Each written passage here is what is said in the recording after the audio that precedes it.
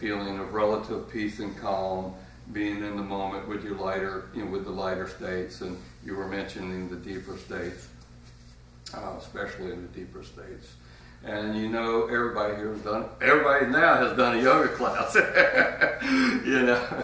at the end of the class, by the time you walk out the door, or by the time the class gets to an end, and you do your Shavasana, you're ready for Shavasana, you move right into it. As where Shavasana might have been a little difficult before the class, And then afterward, when you walk out the door, you're really not thinking about that much, You're pretty free and clear of all the obstacles, all the stuff, right?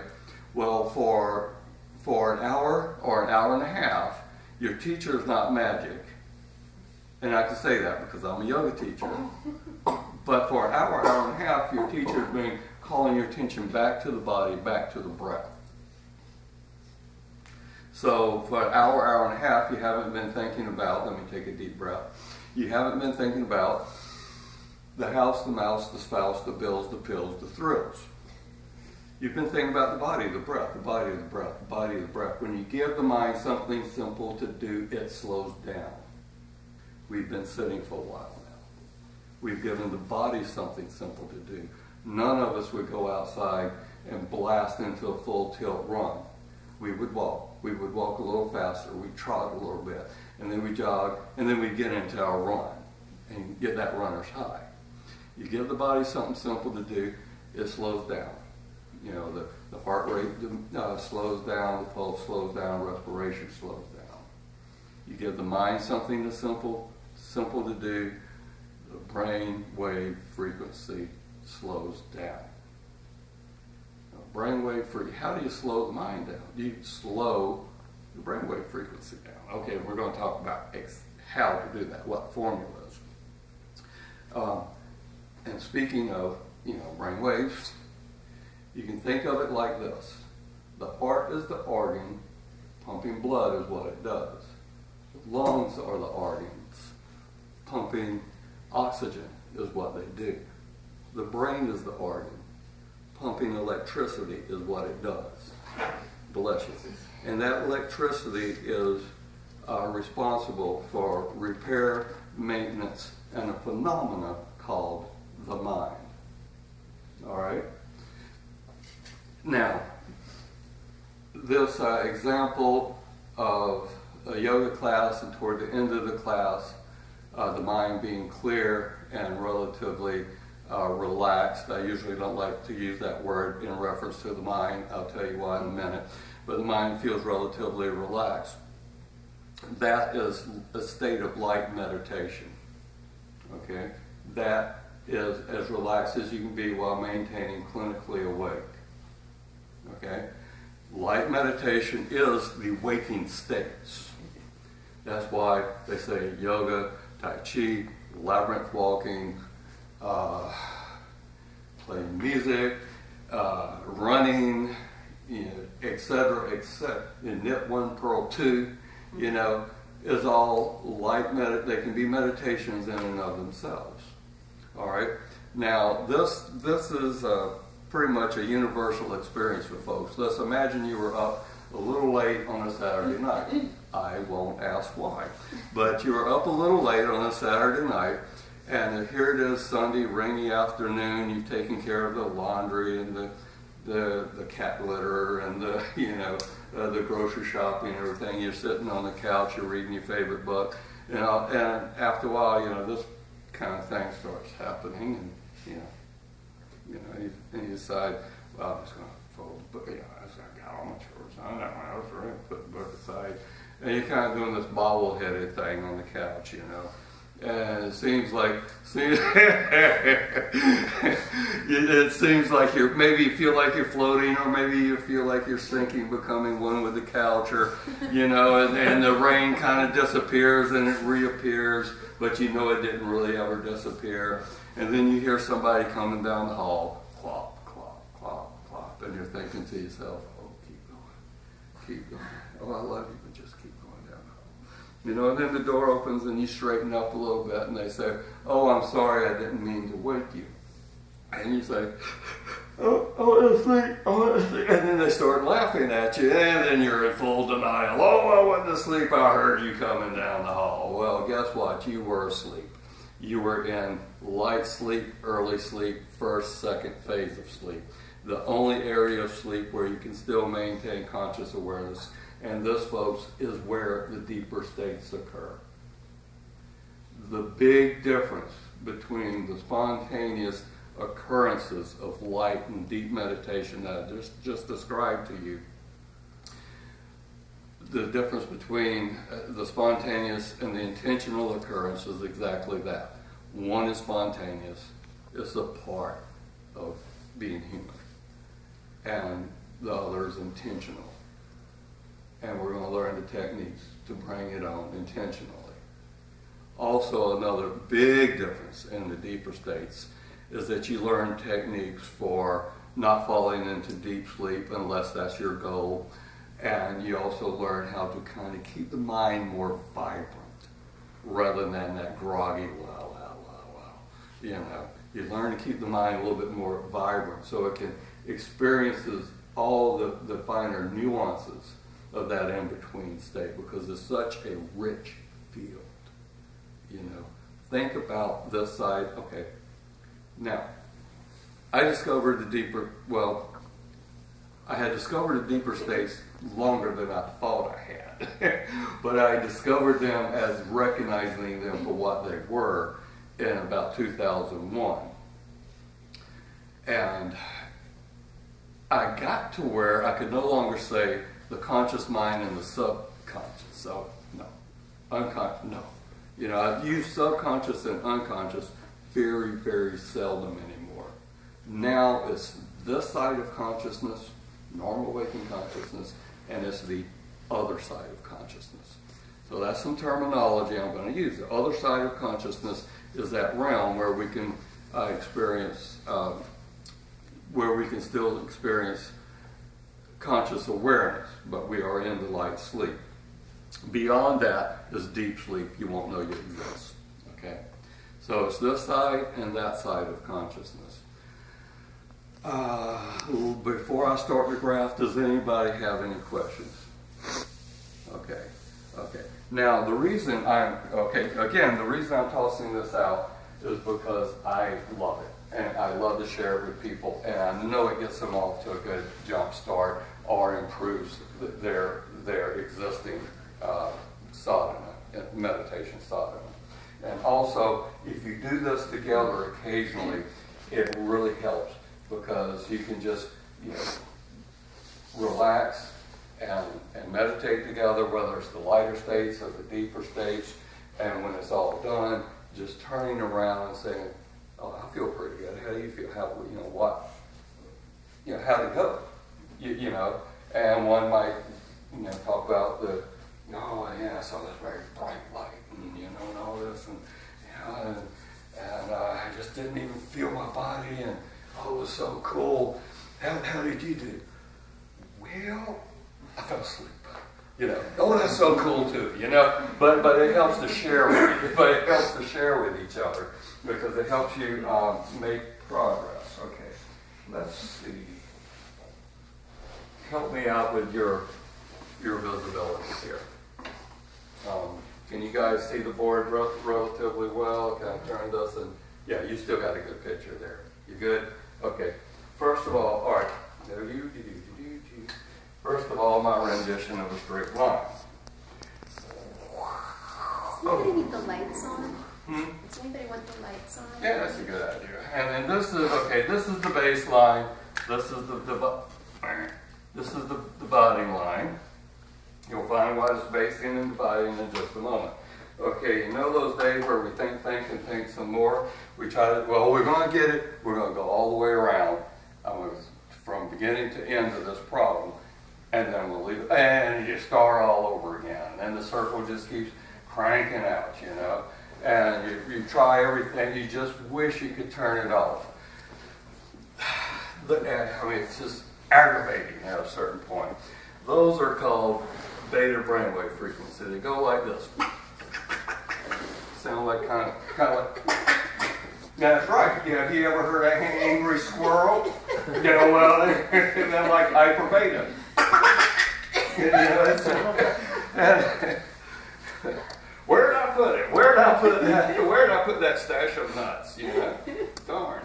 Okay, so that's called beta brainwave frequency. You can think of this as the busy brain waves. All right, they are handy. They are important. You know, it helps you to running away from lions, tigers, bears, bosses, and angry girlfriends and boyfriends. But none of that this weekend. No lions, tigers, bears, or angry anybody. Okay. But what happens is when we can't turn it off, it turns into chronic stress. It lodges in our minds and in our bodies as toxic when the threat is over. All right? This is when we want to learn the techniques to turn it down a bit. So we're going to use our meditation techniques, which I will list in a moment, or we go to our yoga class, a little aggravated at first, but as the class goes on, you know, or we're hiking in the mountains, you know, and fresh air, sunshine, exercise, and the cares of the world fall by the wayside. You move more into kind of a zippity-doo-dah day type of consciousness. All right, everybody has probably heard someone say, oh man, I need an alpha meditation. You know, has anybody heard somebody kind of say that? I need an alpha meditation. I need a little bit of alpha. No. Okay, doesn't matter, because this is alpha. All right? This is your alpha brainwave frequency. Alpha is the brainwave frequency of being in the moment. It is the area of light meditation. Again, it's as relaxed as you can be while maintaining clinical wakefulness. You can be on your feet, all right?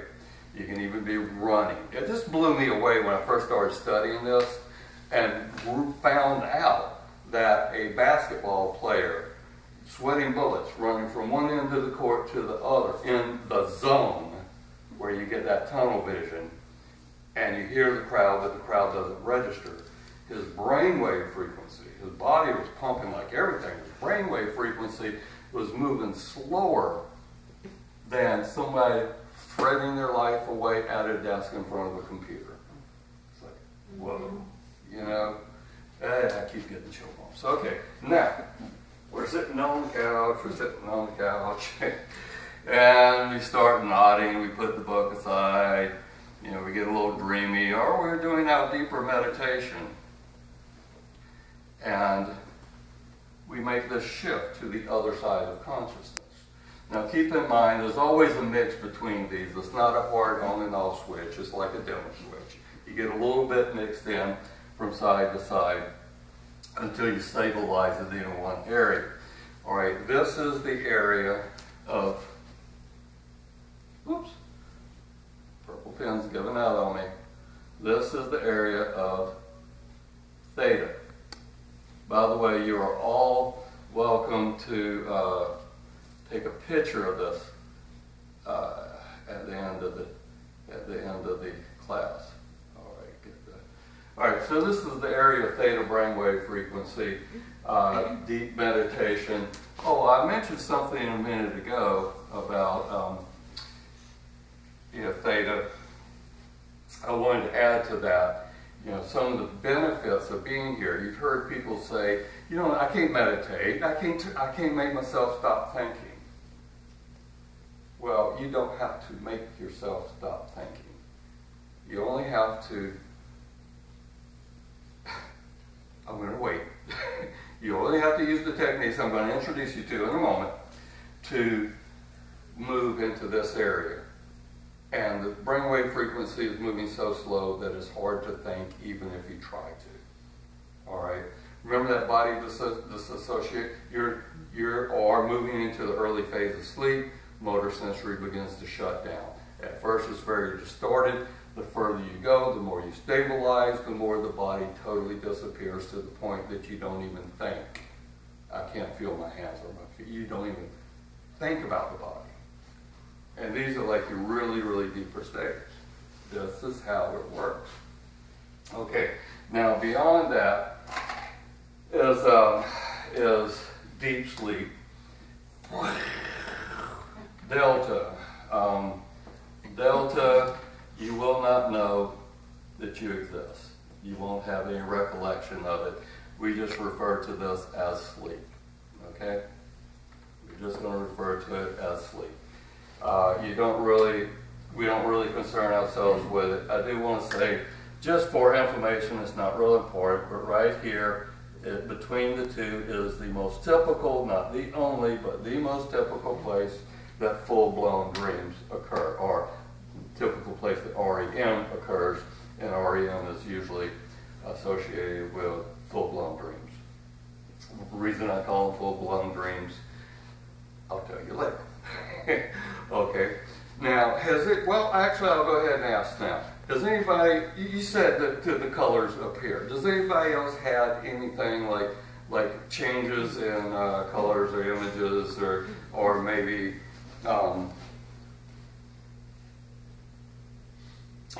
or maybe sounds or voices, stuff like that pop up when they're, okay, that is pre-dream material. It's very disjointed. It appears visually, physically, audially, and you can just think of it as pre-dream material. Now, some of you are saying, what is he talking about? I don't know, I've never. Well, because you usually shoot through this without exercising any conscious awareness. It's just, well, I'm sleepy, I'm going to sleep, But when we learn to get here and hover here, we remember this side and that side of consciousness. One of the things I want to say about that, think how broad experience we have on this side of consciousness. Everything from high anxiety to zippity-doo-dah, right?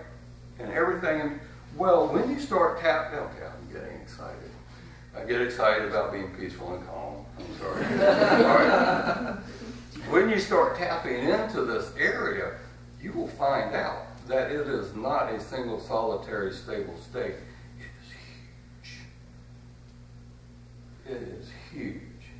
And it is it's like all of a sudden, turning on another part of our conscious experience, extending that life. Yes, ma'am. I have a question. Sure. The chart you're making and the way you're explaining it, it sounds as if you're going from super busy or stressed every day into like a kind of dreamy into full sleep. But is it possible also to experience that coming out of sleep? Because I've noticed maybe last week, sometimes I wake up early and it's not time to wake up, and I just noticed last week I was not all the way awake, but I was in the bed and I was noticing myself dream, and I was later I was trying to figure out why was I even thinking about that weird stuff. I can't remember what it was now, but it was I was in that purple area, and I just stayed there for an hour or so. And I highly recommend that. Hit that snooze and stay there as often as you can. The more time you spend here, the more familiar you get with the territory. You don't have to make a big discipline out of this. You can just see, hear, and feel as you fall asleep at night. Every time you wake up, go to the bathroom, or wake up in the morning when the alarm goes off, see, hear, feel. Alert the mind. Yeah, cool, I know where I am. I love to read True Confessions of Meditation Weekend, and I just kept falling asleep. So what? There I go, I'm good. Okay, I get a little evangelical, but so what if you keep falling asleep? Maybe the world we live in, when we get to that meditation weekend, our brain needs a little bit of this. It's not a failure to fall asleep and then come back to here. What the failure is to fall asleep and then give up. As you move into the deeper states, every now and then, things will black out. I call it getting hit by a delta wave. and you won't remember that blackout, but you'll be like, oh, cool, I know where I am. I'm not going to let myself go all the way here. Oh, relax, feel, stabilize. Another reason you want to spend time here, more serotonin is released during that theta brainwave activity than any other time during consciousness. Yeah, I felt really easy, and I just felt I don't really want to get out or wake up from where I am right now. And it's just like a really nice place to be. It's like, let me just stay here for a little bit. Yeah, when you come out of deeper states, you're usually a little bit more laid back. Long-term meditators who do delve into the deeper states, they're serotonin saturated, and they spend more time here. Okay. Now, this is cool. This fosters this. You get your serotonin dump. This is mindfulness, okay? This in the momentness is mindfulness. Big serotonin dumps is going to foster this, make it an effortless norm. Rather than a philosophical pursuit. And that's just the way it works. Also, the more time you spend here, the more time. So this fosters this. This in itself will foster itself. Make itself happen more often. This will also make it easier to get here. It won't foster this. It'll make it easier. And that might get a little confusing, but again, this creates this. This kind of creates itself. This is like throwing gas on the fire. The more time you spend angry, worried, etc., the more time you will spend angry, worried, etc. It does not help you with this or this. Okay.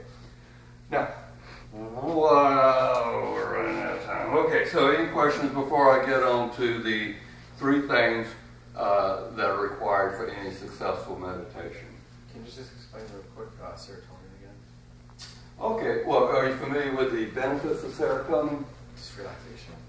Well, okay, and it's also responsible for feelings of well-being during normal waking consciousness.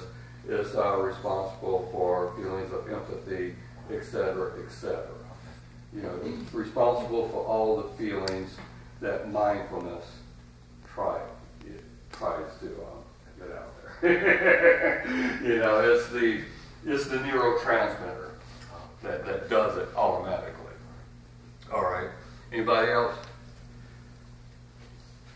What are the 3 things? So what are the 3 things necessary for any successful meditation? Funny word, successful, in reference to meditation. What does that mean? It doesn't mean moving into the deeper states every time. What it means is any time you move this way a notch, you've had a success. You're having a rotten day. And you just get over here enough to let go of some of that stuff and clear your mind so that you can get on with the show. You have had a successful meditation. All right? So, simple as that.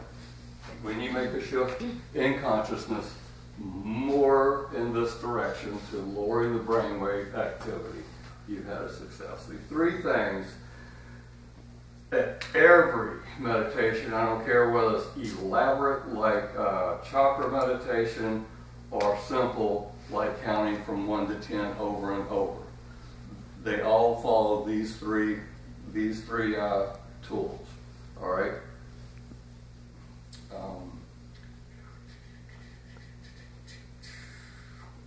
So first of all, you have to have a focus.